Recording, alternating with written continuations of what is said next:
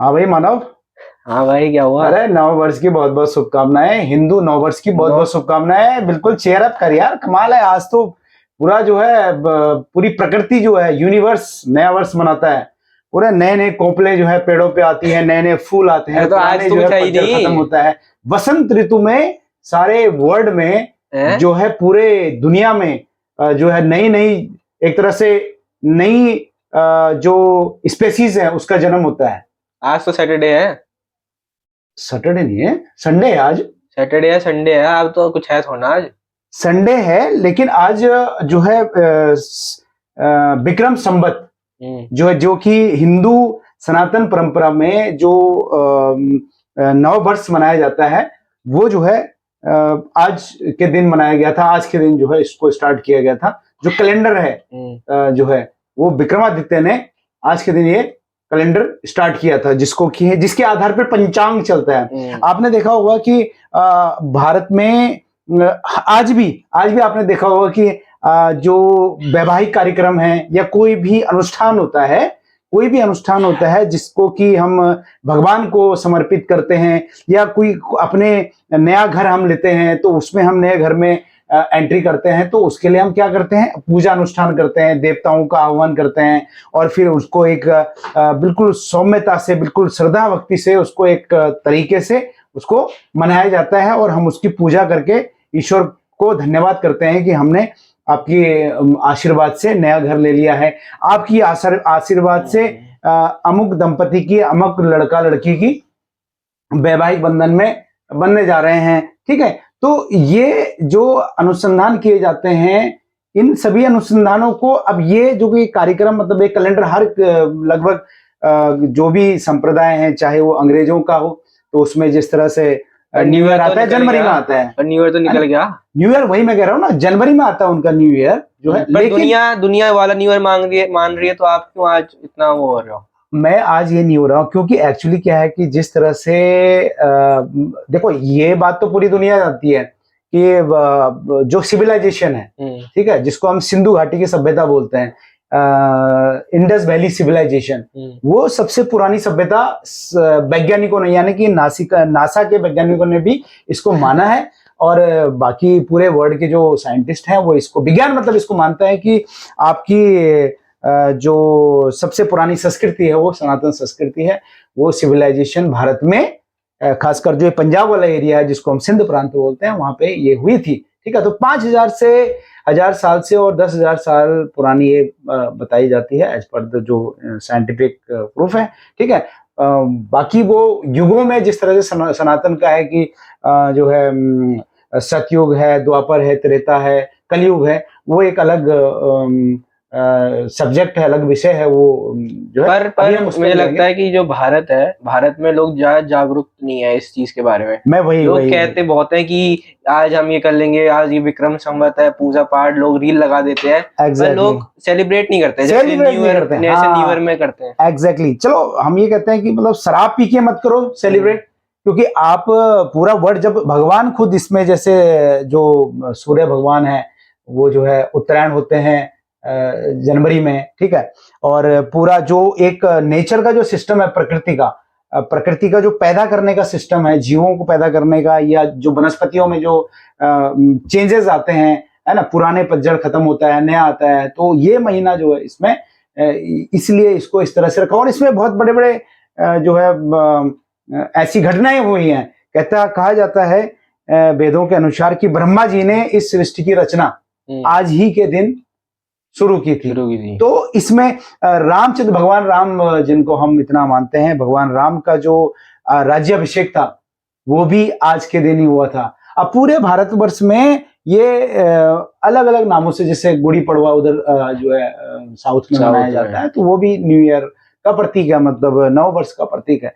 इसके अलावा मतलब बहुत सारी चीजें हैं इसमें, जो कैलेंडर है, जो पंचांग है, जिसमें भविष्य, आजकल भविष्यवाणियां इतनी हो रही हैं, लोग हर जो है जीव, हर मनुष्य अपने भाग्य के बारे में, अपने आने वाले कल के बारे में, वर्तमान भूत भविष्य के बारे में जानना चाहता है। तो उसकी जो गणित है, वो गणित है जिसको हम ज्योतिष गणित कहते हैं, वो पूरे पंचांग जो है वो इसी हिंदू धर्म का जो ये विक्रम संवत है, ये जो नववर्ष है उसी की गणना के आधार पर बनाया गया है ये।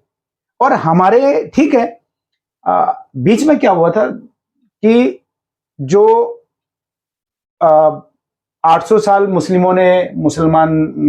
मुगलों ने भारत पर अटैक किए, उसके बाद अंग्रेज आए, उन्होंने अटैक किया, डच आए, पुर्तगाली आए, तो मतलब एक्चुअली हमारी संस्कृति को तहस नहस पिछले 15 ये कह सकते कि 1000-1200 सालों से ये तहस नहस चलता रहा। और ये बात भी सत्य है कि भारतीयों ने कभी किसी के ऊपर अटैक नहीं किया किसी और देश में। भले ही हम लोग आपस में लड़ते रहते थे कि भाई ये मगध का राजा है और ये इंद्रप्रस्थ का राजा है, तो आपस में वो अपनी सीमाएं के लिए हमेशा लड़ते रहते थे, वो एक अलग विषय है कि वो यूनिटी हमारे अंदर नहीं थी। हम ये लेकर नहीं चलते थे कि सब लोग एक साथ रहें, कुछ लोगों में ये विरोधाभास रहता था तो आपस में लड़ते थे, लेकिन कभी किसी अन्य कंट्री अन्य जो देश हैं उन पे हमने कभी हमला नहीं किया।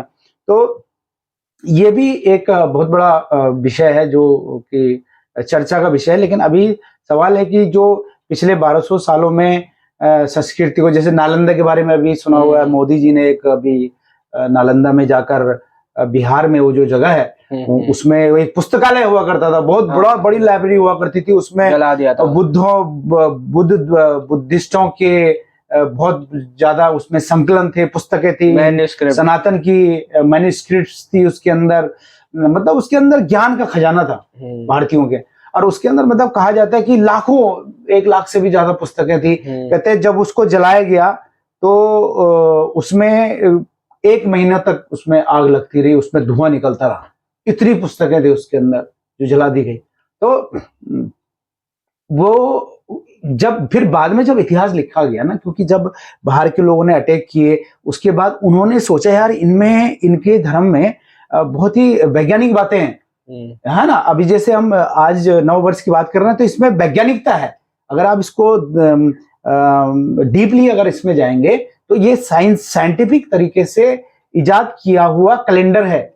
लेकिन वो आज ठीक है, मैंने कहा कि जैसे आतताएं आए, अटैक्स होते रहे और भारत पर, और उसकी वजह से हमारी संस्कृति, हमारे इतिहास को खत्म कर दिया गया।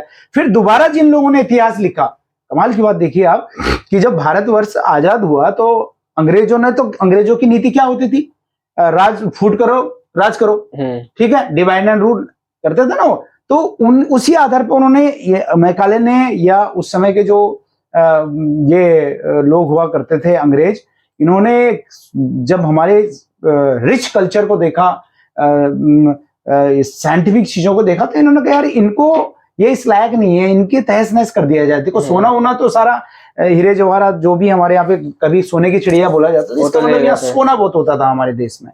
हम लोग सोने का व्यापार करते थे, सोना हर घर में सोना रिच होता था, उसको वो लूट के ले गए उन्होंने इंग्लैंड। इसका ये भी एक अलग चर्चा का विषय, इंग्लैंड जो आज इतना मतलब कभी जो है इतना बड़ा वर्ल्ड में पावर बना, वो कैसे बना, वो इंडिया का सोना चुरा के उन्होंने वहां लेके गए, इसमें कोई दो राय नहीं है, ठीक है। अब इन्होंने क्या किया कि हिस्ट्री जो लिखवाई, तो इन्होंने एक शब्द आता है वामपंथ और कम्युनिस्ट, ठीक है। ये जो है जो विचारधारा है, थॉट प्रोसेस है, ये इन्होंने इनसे लिखवाया गया इतिहास। और जब ये इतिहास लिखवाया गया तो उन्होंने जो हमारे जो इतिहास था एक्चुअल, उसमें उसको क्या कर दिया, एक तरह रिटेन कर दिया उसको कह लो, या उसको अलग कर दिया, और उसमें बाहर के आतताइयों का, आक्रमणकारियों का जो उनका इतिहास उसमें डाल दिया कि नहीं वो बहुत अच्छे थे। जैसे अकबर महान कर दिया, अंग्रेजों को महान बना दिया कहीं उनको, ठीक है, मुगलों की कई सल्तनतों को महान बता दिया गया। तो उसको जो है जब इन्होंने डाला, क्योंकि एक षड्यंत्र के तहत था इसमें, जब भारत की बागडोर कुछ लोगों के स्टार्टिंग में आई, जो नेहरू हो या गांधी हो, तो ये कुछ मतलब सांप्रदायिक, मतलब ये धर्मनिरपेक्ष टाइप के लोग थे। जो धर्मनिरपेक्ष मतलब इनकी कहीं ना कहीं इनके जो अपने स्वार्थ थे ना, वो जुड़े हुए थे कि ये मजा करना, लूटना चाहते थे, तो इन्होंने मजे लूटे। तो उस मजे लूटने के चक्कर में कि वो मजा सिर्फ हम ही लूटें और उन सुविधाओं का आनंद केवल हम उठाएं और हमारे परिवार वाले उठाएं और हमारा नाम हो, ठीक है। तो इन्होंने अपने आप को सुपीरियर बना के रखा और उन लोगों को इतिहास में तवज्जो दी जो कि हमारे राष्ट्र के खिलाफ, हमारी संस्कृति के खिलाफ थे, जिन्होंने हमें बर्बाद किया, खत्म किया, निस्ते नाबूद किया, उनको हमने हाईलाइट कर दिया और अपने इतिहास को हमने कहा अरे नहीं ऐसा नहीं है। जैसे अभी राहुल गांधी का आपने बयान सुना था कि कांग्रेस ने एक बयान दिया था कि जो राम है ये सब एक स्टोरी है, मतलब ये मनगढ़ंत कहानियां उन्होंने बनाई हुई है, वो राम वाम कोई चीज नहीं थी। तो इस तरह की ये बातें अक्सर किया करते हैं। तो इन लोगों ने इस तरह से विरोध किया और इतिहास लिखा। वही इतिहास पढ़ पढ़ के, जैसे डी.एन. झा की हमने इतिहास की पुस्तकें पढ़ी, हमने इरफान हबीब की इतिहास की पुस्तकें पढ़ी, जो कि भारत में एनसीईआरटी की बुक्स जो उन्होंने लिखी, ठीक है। तो वो इतिहास पढ़कर हम पढ़े हुए हैं। हमारे जो, जैसे अभी आपने एक फिल्म देखी होगी राणा, ये क्या नाम उनका, छत्रपति संभाजी, जो कि छत्रपति शिवाजी के पुत्र थे, बड़े छावा मूवी आपने देखी, आपने भी शायद देखी है। हाँ। मैंने भी देखी है। तो छावा में देखो उनका इतिहास नहीं मिलता कहीं, छत्रपति का छोटा सा कहीं पे उन्होंने दे दिया था, ठीक है, जबकि उनका भी बहुत सारी उन्होंने लड़ाइयां लड़ी, तो लेकिन उसका उन्होंने कहीं पे जिक्र बहुत कम कर रखा, मतलब हमारे मान सपूतों का जिक्र कम किया। जैसे कि ये बोल देते हैं यार भारत को आजादी किसने दिला दी, दे दी हमें आजादी बिना खड़क बिना ढाल, साबरमती के संतों ने कर दिया कमाल। जबकि ऐसा हुआ नहीं। आप खुद सोचो कि आपको कोई आपके घर में आ जाता है आपको लूटने के लिए, और वो आपको आपके घर को लूटता है और वो आपको मारता है, आप बोलते हो हाँ मारो, मुझे मारो, और इस गाल पे भी मारो, मुझे खूब मारो और मेरे घर को लूट लो, तो लूट ही लेगा, लूटेगा डेफिनेटली। जब आप उसको रेजिस्ट नहीं करोगे, प्रतिकार नहीं करोगे, तो आपको लूटेगा ही, ठीक है। लेकिन अगर आप खड़े हो जाओगे तलवार लेके, अरे तेरी हिम्मत कैसे, घर को लूट गया, तो आपने उसके साथ लड़ाई की और उसको हरा भी सकते हो ना, जब अपने उसका मुकाबला करोगे तो। लेकिन आप हाथ डालते हो, नहीं मार ले ले जा। तो ये गांधी की नीति थी। तो इससे क्या कोई देश आजाद हो सकता है? नहीं हो सकता ना। तो जो हमारे बड़े बड़े क्रांतिकारी थे, हजारों क्रांतिकारी थे, जिनके नाम ही नहीं है इतिहास में, जिनके नाम ही नहीं है इतिहास में। इवन आप देखोगे बड़ी आश्चर्यजनक बातें होती हैं इस देश में, कि आप देखोगे कि जो सेकेंड वर्ल्ड वॉर में जिन भारतीयों को जबरदस्ती गांधी के कहने पर अंग्रेजों ने अपनी सेना में भर्ती किया, और उनको सेकेंड वर्ल्ड वॉर में जर्मनी के खिलाफ जो ये उस समय जो गुटबंदियां थी, उसमें हमारे सोल्जर्स को, हमारे इंडियन को उसमें भर्ती करके उनको भेजा गया, ठीक है। भारत को आजाद करने के लिए नहीं, गांधी ने कहा हाँ भेज दो, अरे भर्ती हो जाओ भाई इनमें। ये स्टेटमेंट है, ये भी इतिहास में पढ़ने को मिलता है। तो उस समय इन्होंने, अंग्रेजों ने क्या, उन अंग्रेजों ने जिन लोगों को उसमें लिया, जो उसमें शहीद हुए, उनके नाम इंडिया गेट बनाया उसके लिए, और उसमें उनके नाम लिखे हुए हैं। अंग्रेजों ने ये रिस्पेक्ट उनको दी, ये हमारी तरफ से लड़े थे, हालांकि उन लोग गलत किया गया, ठीक है। लेकिन ये जो बड़े बड़े अपने आप को बोलते थे ना, नेहरू गांधी की भी इनको रोकना चाहिए था। भाई क्यों लड़ेंगे, हम तो अपने देश के लिए लड़ेंगे, हमारे देश छोड़ो। लेकिन ये तो उनके पिट्ठू थे, ठीक है। तो इन्होंने जो है उसको उनका दे दिया, और लेकिन अंग्रेजों ने रिस्पेक्ट रखी कि उनके लिए वो बनाया, ठीक है रिस्पेक्ट। और हमारे हाँ ठीक है, लेकिन हमारे इतिहास में जो हमारे महान क्रांतिकारी, जैसे बाजीराव मूवी देखी हो, बाजीराव के में जो मूवी में जो बड़ा जैसे दिखाया गया है, तो बाजीराव इतने शक्तिशाली थे, हमने कहीं इतिहास में है ही नहीं। बाजीराव को छोटा सा नहीं मिलेगा, एक पन्ना 2 लाइन में हो गया जी, यही था। बाकी जो उनके मिलेंगे, बाबर बहुत अच्छा था, औरंगजेब बहुत अच्छा था, उनका शासनकाल बहुत, जो खिलजी था अलाउद्दीन खिलजी के बारे में लिखा हो, उसकी सल्तनत में जो है बहुत बढ़िया था, उसने कर भी कम कर दिए थे और टैक्सेस कम कर दिए थे, और वो प्रजा को खुशहाल रखता था। ऐसे बड़े उनके बारे में आपको मिल जाएगा। क्योंकि हमारे अब लिखने वाले कौन थे, इंडियन। वो मानसिकता क्या थी कि अपने उसको उन्हें लिखना एक षड्यंत्र था, कॉन्स्पिरेसी थी। इसलिए हमने उनको पढ़ पढ़ के जब बड़े हुए हैं, तो अब हमारी मानसिक स्थिति ये हो गई कि हम अपने धर्म से, अपनी संस्कृति से जब भी ऐसी बातें होती है तो हम बोलते अरे क्या है यार, ये सब बकवास है, अरे राम भी कहा, स्टोरी है यार, मिथ है ये, तो स्टोरी है ये, ऐसा हो ही नहीं सकता। चलो स्टोरी, अपने भगवान बना दिया उसे। और भैया उसने भगवान बना दिया। अगर रामायण नहीं हुई थी, अगर रामायण नहीं हुई थी या राम नहीं हुए थे, तो जो एडम्स ब्रिज के नाम से जो फेमस है, जो नासा ने खोज करके निकाला है, जो आपका प्रूव किया है कि जो रामेश्वरम से लेकर पुल जो है वो श्रीलंका को जोड़ता है, वो दिखता है उसमें, उसने फोटो लिए कर, ये मानव निर्मित है। क्या कहा उसने, ये मानव निर्मित कोई चीज है, पुल जैसे पत्थर हैं, ये नेचुरल नहीं है, ये इंसान ने बनाए हुए हैं।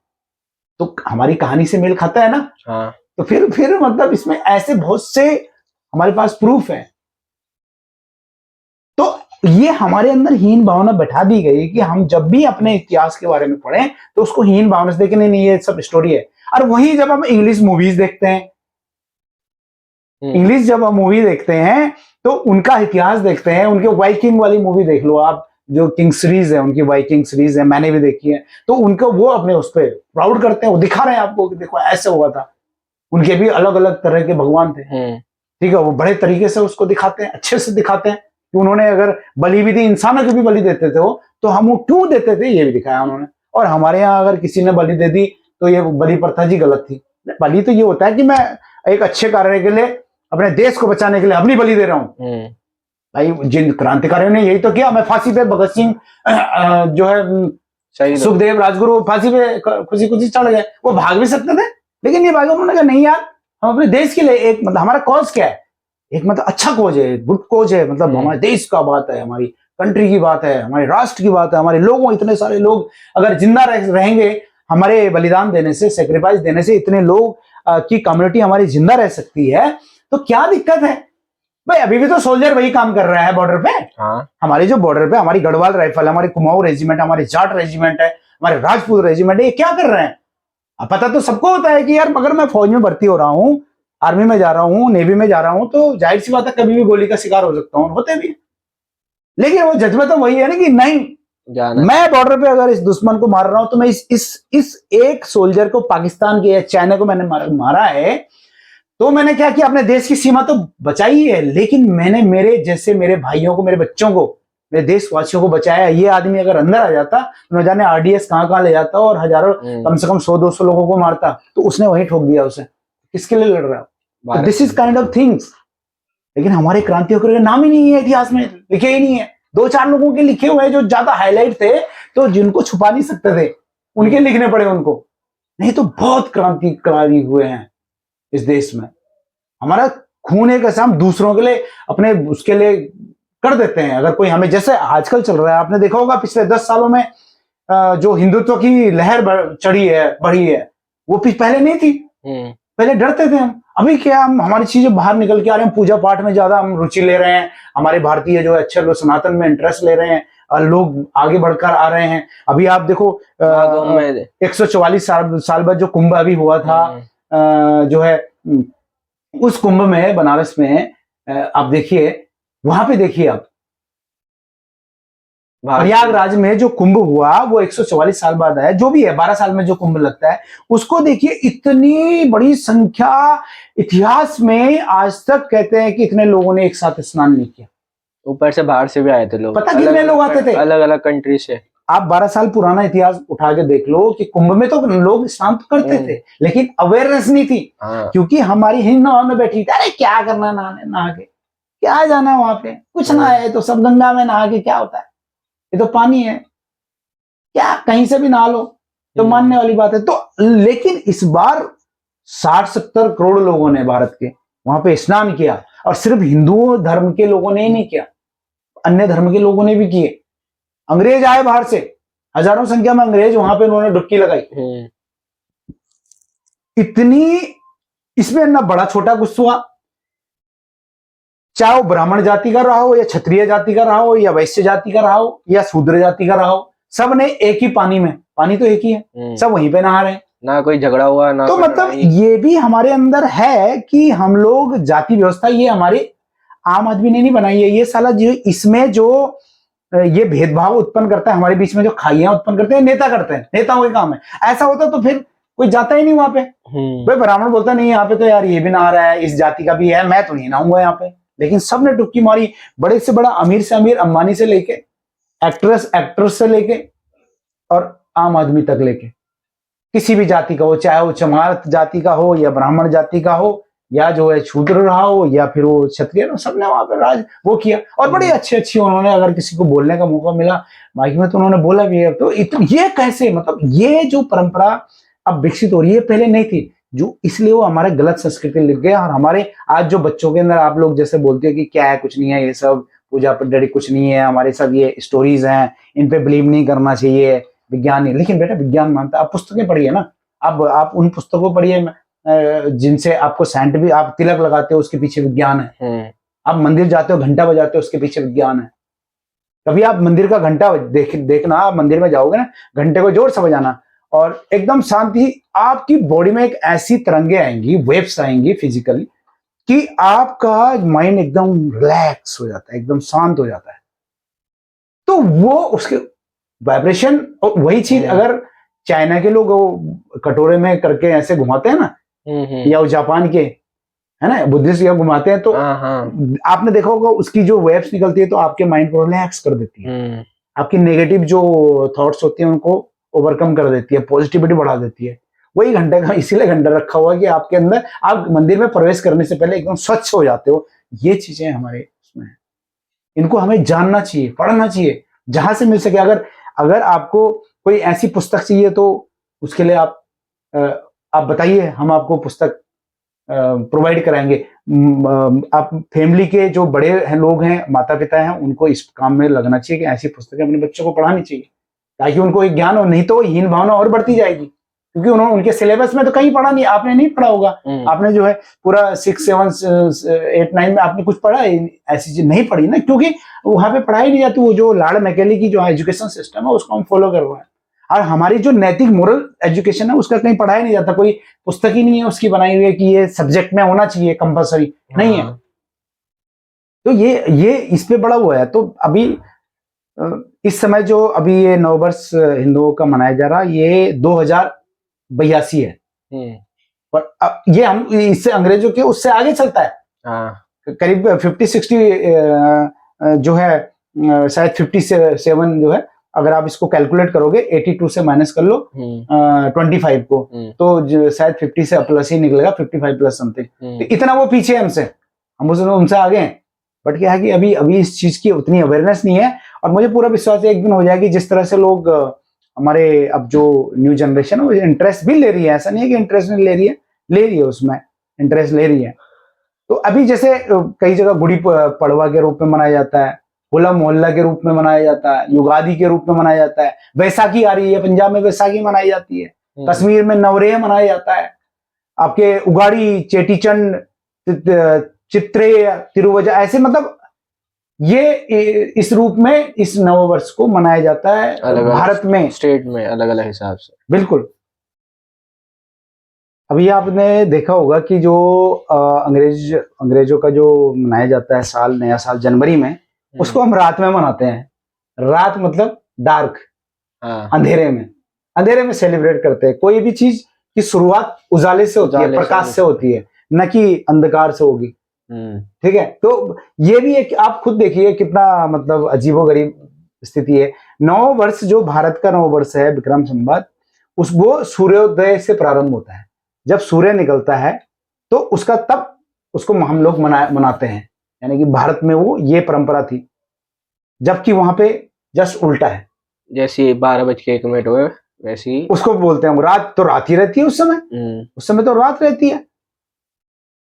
अब इसी बात पर कि जो अंग्रेजों का नया साल आता है और हमारा जो हिंदुओं का नववर्ष होता है, इस पर रामधारी सिंह दिनकर का नाम सुना होगा आपने, एक बहुत बड़े महान कवि हुए थे भारत में।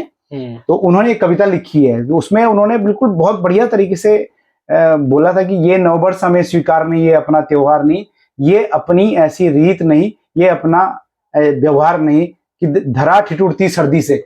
सर्दी बहुत ज्यादा होती है ना उस समय, की धरा ठिठुरती सर्दी से, कि आकाश में कोहरा गहरा है, बाग बाजारों की सरहद पर सर्द हवा का पहरा है।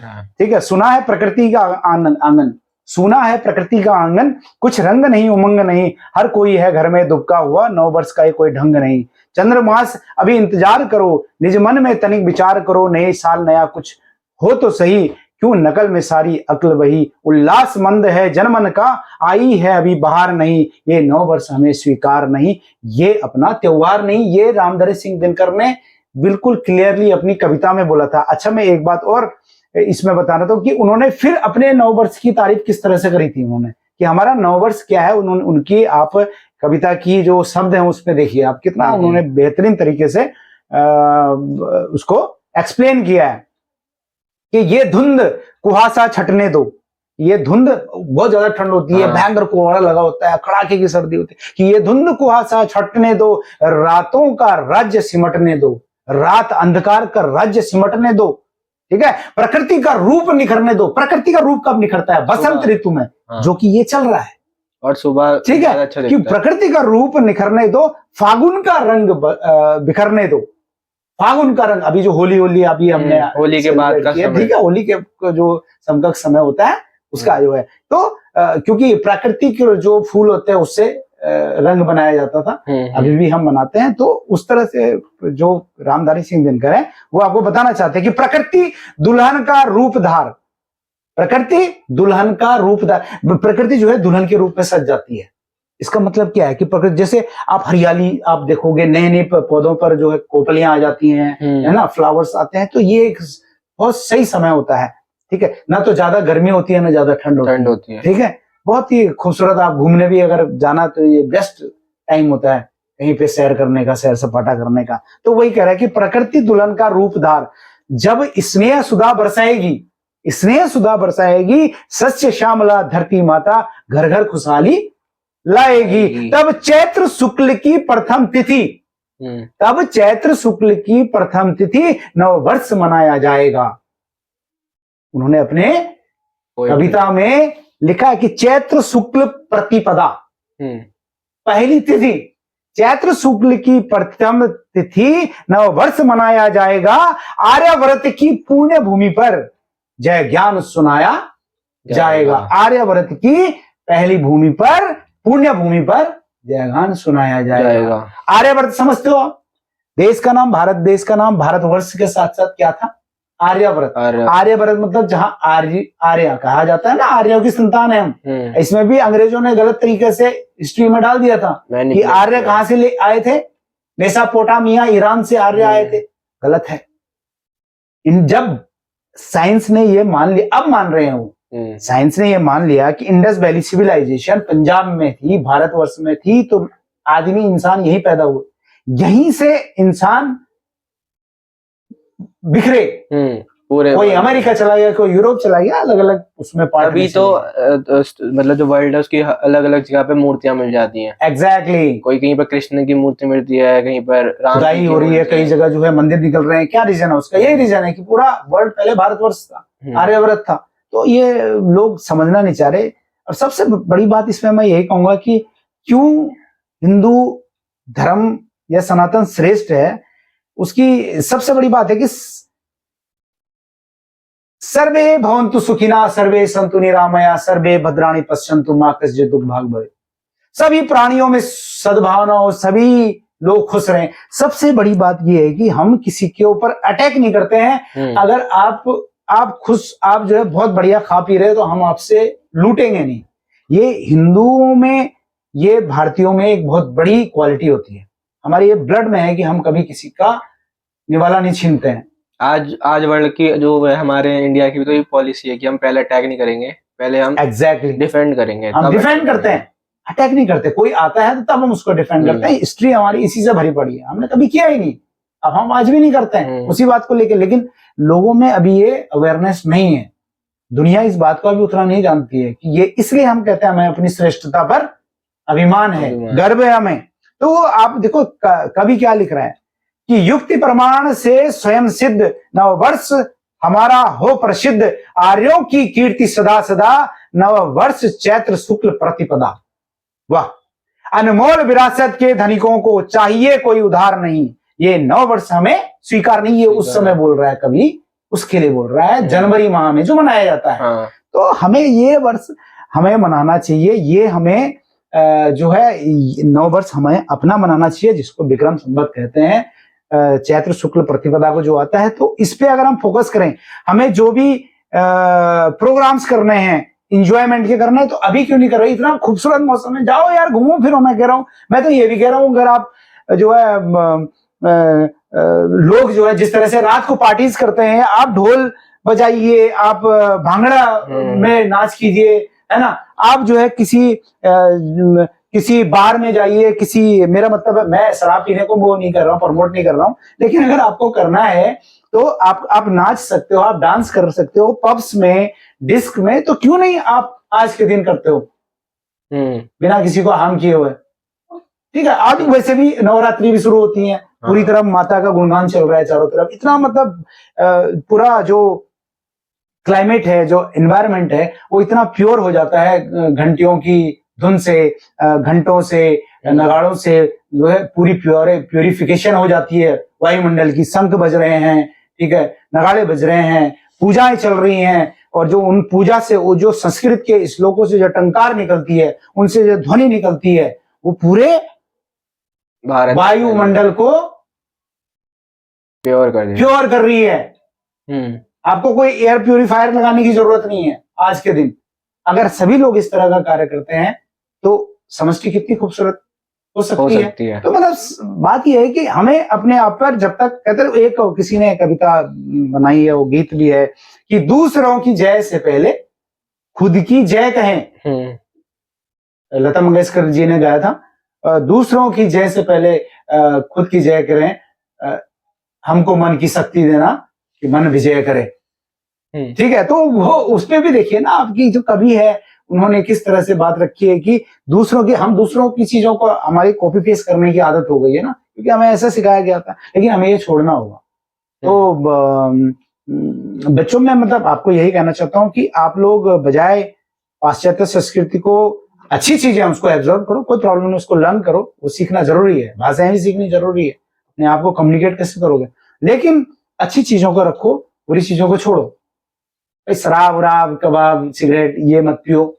चलो विक्रम संघवी, आज तो आप पार्टी दे दो, आज पार्टी दे दो फिर। आज हाँ, पार्टी बिल्कुल पार्टी होगी, दे दो आज। देखो पूजा तो हमने कर ली, पूजा तो हमने कर ली है, अभी हम क्या करेंगे कि मंदिर में कुछ खिला दो, लंच। हाँ बिल्कुल, लंच में जो है आपको पूरी वगैरह, छोले वगैरह बनवाते हैं, ठीक है, वो ज्यादा बढ़िया रहेगा। हलवा बना लो, और थोड़ा सा देशभक्ति के गीत गाएंगे, है ना, और अच्छा सा माहौल जो है, अच्छी चीजें बनाते हैं, ये रहना चाहिए। और आपस में सबसे इम्पोर्टेंट है, इसको कैसे आप प्रचार प्रसार कर सकते हो, अपने दोस्तों को फोन लगाओ, अपने दोस्तों को फोन करो, उनको बताओ कि भाई आज 9 वर्ष है, बहुत बहुत शुभकामनाएं। हमने तो विश कर दिया तो आपने कर लिया, बहुत अच्छी बात है। तो ऐसा मतलब ये सबको करना चाहिए। मैं सब लोगों को कहना चाहता हूँ, भारतीयों को, कि कम से कम जो है 20 लोगों को फोन कीजिए, उनको 9 वर्ष चैत्र शुक्ल प्रतिपदा की शुभकामनाएं दीजिए, तो डेफिनेटली क्या अवेयरनेस आएगी, लोगों को माइंड में रहेगा, तो नेक्स्ट टाइम हम बहुत अच्छे से कर सकते हैं। तो इस तरह से करना चाहिए। तो बहुत बहुत शुभकामनाएं एक बार फिर से सभी देखने वालों को, सभी मित्रों को। तो आपका 9 वर्ष बहुत मंगलमय रहे। ईश्वर जो है सबको सद्बुद्धि दें, और सबकी जो इच्छाएं हैं उनको भगवान पूर्ण करें। इसका आशीर्वादों के साथ, इन्हीं बातों के साथ में बहुत बहुत धन्यवाद। हैप्पी न्यू ईयर 9 वर्ष का, भारतीय 9 वर्ष का। जय हिंद, जय भारत, वंदे मातरम।